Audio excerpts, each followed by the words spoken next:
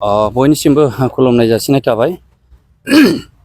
फैगौ 27, 28, 29 मार्च बे दिनखालि दुलाराय बर' हारिमु आफादनि मोनसे 21st एनुवेल कनफारेन्स जागोन। दा बेखौ जोङो दिनै गाजा गोमजायै बेखौ खुंफुंनो थाखाय लाहार फाहार खालामनाय जादों आरो बेनिनो गिबि खेबाव दिनै जोङो बिनि अफिस मोजाङै सालायनो थाखाय दिनै बेखौ बेखेवनाय जाबाय।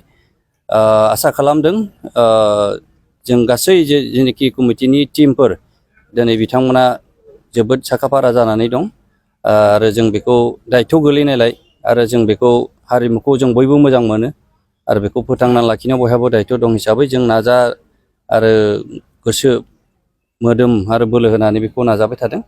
दा बिनिनो दिनै गिबि अफिस बेखेवनाय हाबाफारि जों लानाय जादों। प्रग्रामनि नेचारा माबायदि जागोन बे? प्रग्रामनि नेचारा सानथामनि हाबाफारि जागोन। बेहाय कम्पिटिसन माखासे थानाय जागोन। जोङो शेड्युल खालामजोब्बाय खिन्थु बेखौ जों सिगाङै बुंनो सानासै। बेहाय एक्जिबिसनबो लादेरनाय जोंनो जादों। आसा खालामदों गासैबो जोंनि बिटिआरनि ओनसोलनि बा बायरानि ओनसोलनि जेनोखि बर'फोर बेहाय फैगोन आरो बिराद गाजा गोमजायै बे प्रग्रामा जागोनखौ जोङो मिजिंथिदों। सेमिनारफोर थागोन नामा?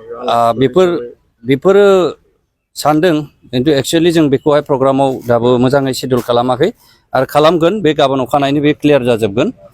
जेखि जाया मानो जों बयबो हारिमुखौ मोजां मोनो आरो बयबो बरायदों आरो जों स्पेसियेलि बे ओनसोलनि जानानै दिनैनि जेसेबां कमिटिनि दैदेनगिरिफोर दङ बा बिबानाव मोनदों बिथांमोना साबसिनै आरो गोसो गोथारै बरायदों आरो बेखौ एकदम गाजा गोमजायै जाफुंगोन होननानै मिजिंथिदों आरो।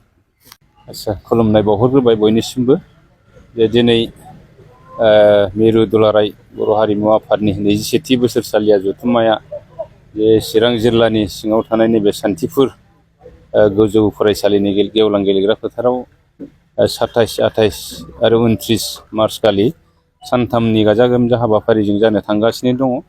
दा बेनिनो बानजाय आफादनि जे दिनै मावख'खौ बेखेवनानै लानाय जादों। दा बे मावख' बेखेवनायाव गोबां जोंनि बानजाय आफादनि मावथि बिथांमोनहा नुजाफैनो हाबाय आरो आसा खालामदों जे बिथांमोननि जे गोसो गुदुंखौ नुनानै बे फैगौ बे बोसोरसालिया जथुम्माया माने गाजा गोमजायै खुंफुंजानो थांगासिनो दं। आं बेखौ आसा खालामदों। माखासे कमिटि दानानै लादों बिथांमोनखौ सोरखौ बेबायदि हाबाफारियाव दायथ' लानो?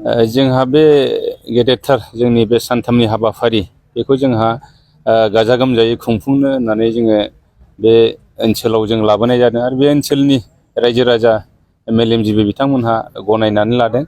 दा बिथांमोनहा गाजा गोमजायै खुंनो होननानै जोंनि बिटिआरनि मानगोनां EM मुस्रि सायखं बसुमतारी बिथांखौ चेयारमेन हिसाबै बिथांमोनहा सायख'नानै लादों आरो बिथांनि जे चेयारमेनशिप एबा मासि आजावनायनि गेजेरजों मासि लानायनि गेजेरजों बे हाबाफारिया मैखोमै जाफुंसारगोन होननानै आङो मिजिंथिदों आरो जोंहा कनभेनर हिसाबै मृत्युन्जय बरगयारी बिथांखौ जोङो मोननो हादों।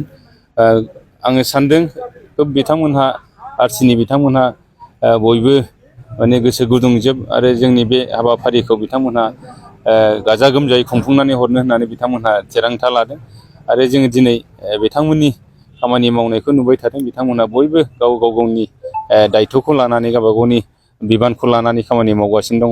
मिजिंथियो बे जोंनि हाबाफारिया गाजा गोमजायैनो जाफुंसारगोन आरो आङो खावलायनो लुगैदों बे ओनसोलनि रायजो राजा हारिमु मोजां मोनग्रा आइ आफा बिदा फंबाय बिब' बिनानाव बयखौबो लैहोर लैहोर फैनानै बाहागो लाफैनो थाखाय आरो जोंनि गासैबो बर' रायजो राजाफोर हारिमु मोजां मोनग्रा नोंथांमोनखौ आरो जोंनि गासैबो बिथिङाव खामानि मावग्रा महरगिरि जे आर्टिस्ट बिथांमोन नोंथांमोनहाबो बे हाबाफारियाव गाजा गोमजायै फैनानै लैहोर लैहोर फैनानै हाबाफारिखौ मदद होफैनो थाखाय आङो दुलाराय बर' हारिमु आफादनि जानानै नोंथांमोनखौ खावलायहरदों।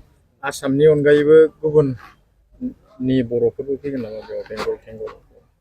जोंहा दुलाराय बर' हारिमु आफाद हिसाबै बेंगलावबो आफाद दङ आरो जोङो नेपालावबो जोंहा आफाद दाथ'वाखैब्लाबो जोंहा बिथांमोनजों सोमोन्दोआ मोजां हिसाबै आरो बिथांमोनहा जोंनि कनफारेन्सफ्राव बाहागो लाफैयो हिसाबै नेपालनिफ्रायबो बाहागो लाफैगोन, बेंगलनिफ्रायबो बाहागो लाफैगोन, डिमापुरनिफ्राय नागालेण्डनिफ्रायबो बाहागो लाफैगोन आरो गोबां जोंनि आसामनि सिङावनो थानाय फिसा फिसा ओनसोल जेरै नगाव, मरिगाव बेफोरनि बर'फोरखौबो जों दिनै हारिमु आफाद दानानै जे हारिमु बिथिङाव खामानि मावनो थाखाय बिथांमोनखौबो जों फोजाखांदों आरो बिथांमोनहाबो बे हाबाफारियाव नुजाफैनानै बाहागो लाफैगोन।